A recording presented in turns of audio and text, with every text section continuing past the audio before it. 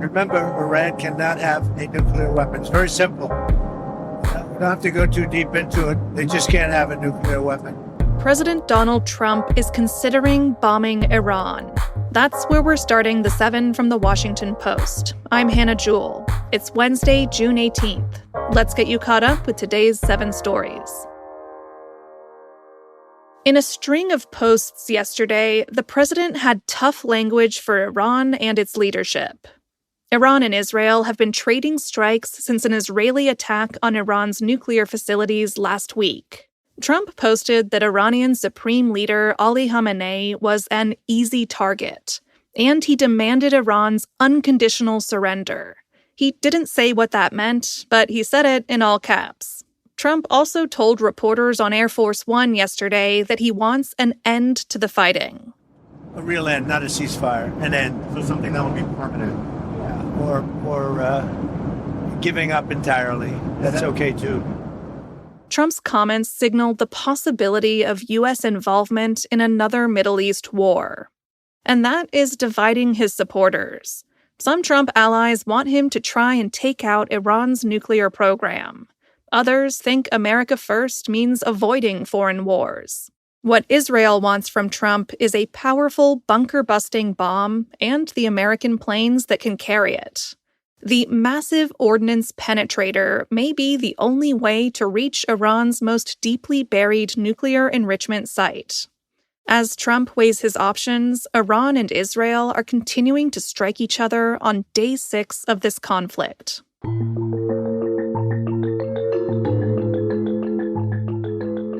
Number 2. Business leaders are scrambling to respond to Trump's immigration raids. On Monday, the Trump administration walked back a pause on immigration raids at farms, meatpacking plants, hotels, and restaurants. It sent a renewed shockwave through these industries.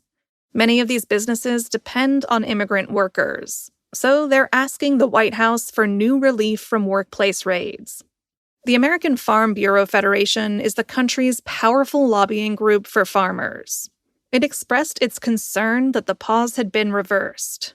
That policy reversal appeared to take effect immediately, with more raids taking place yesterday.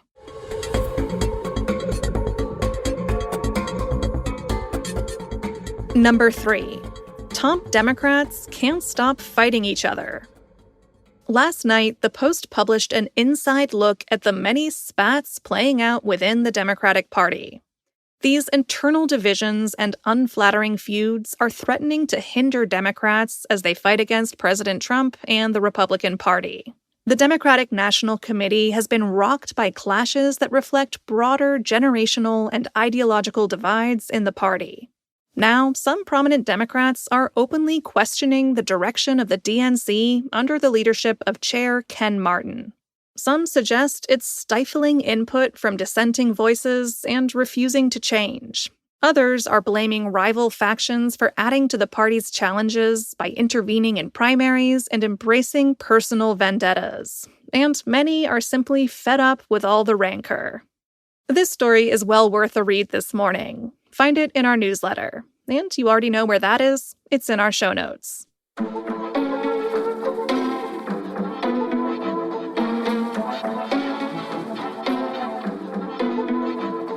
Kool-Aid and Jell-O are set to lose their artificial food colorings. That's number 4. In a statement yesterday, Kraft Heinz promised to purge certain synthetic food dyes from its products by the end of 2027.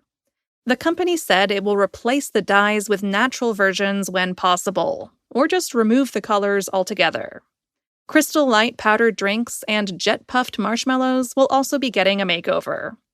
The move follows pressure from Health and Human Services Secretary Robert F. Kennedy Jr. In April, he announced a crackdown on color additives because of their potential health risks. So, come 2027, we may get to find out what the natural color of Kool-Aid really is.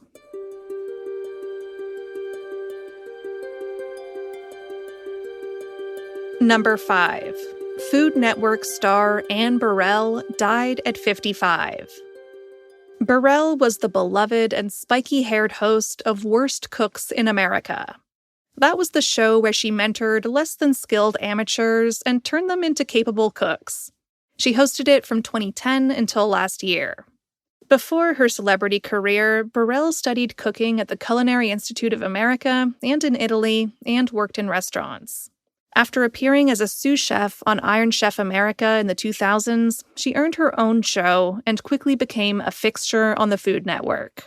Burrell told The Tasting Table in April that she always found joy in cooking and that others should avoid being too serious with food. Here she is making a delicious-sounding ragu on Good Day New York last year. It's a very classic ragu. I've started off with a sofrito of fennel, onions, celery, and I browned it. Like, what do we say? Brown food tastes good. Burrell's family and the Food Network said she died yesterday at her home in New York. The cause of death was not announced.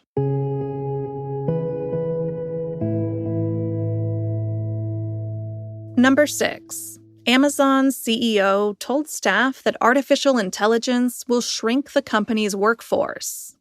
In a memo to employees yesterday, Andy Jassy spoke about the future of the country's second-largest private employer. He said he expects that efficiency gains from AI will mean the company needs fewer corporate workers, including software developers. Jassy also said that AI would affect workers in Amazon warehouses. Time to make our usual disclaimer: Amazon founder Jeff Bezos owns the Post. The memo comes as more tech companies are requiring their employees to use AI, and as AI watchers debate whether the technology will be a job killer or a job creator.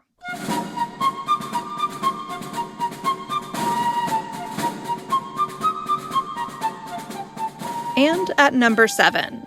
A statue of George Washington is stirring mixed feelings in London. In 1914, the Commonwealth of Virginia gave a gift to its former colonizer. It was a statue of the first American president, who was, from a British perspective, a bit of a traitor. He was, after all, a vanquisher of redcoats, and, lest we forget, he sliced off a valuable hunk of the British Empire to found a breakaway republic. So some visitors to London's Trafalgar Square found it a little gauche to have Washington honored among statues of British heroes. But they can rest assured that Washington was surprisingly popular in Britain in his time, even during the American Revolution. They liked his whole gentleman farmer vibe, while their own generals were on a losing streak. Today, Washington's statue will be rededicated in Trafalgar Square after getting a refurbishment. And visitors can decide what it says about the special relationship between the UK and the US in the age of Trump.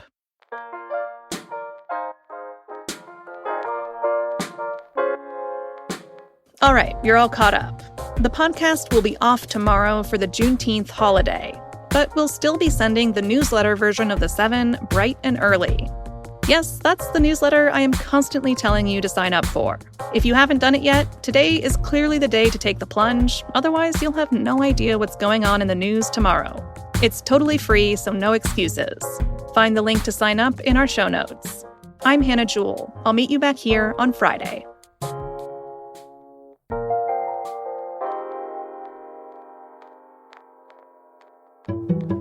I'm Carol Lenig. I'm an investigative reporter at The Washington Post. My basic assignment is to help readers understand complex government policies and government officials' claims and figure out if they're getting the true story. We work to expose what's hidden and what powerful people want to keep hidden. We dig deep to reveal what's true. And readers don't have time to do that. Only we can bring to you the reality of how a Medicare program is repeatedly failing. Only we can dig in and figure out that somebody who's nominated for a really important job made up a big part of his resume. Subscriptions support this work.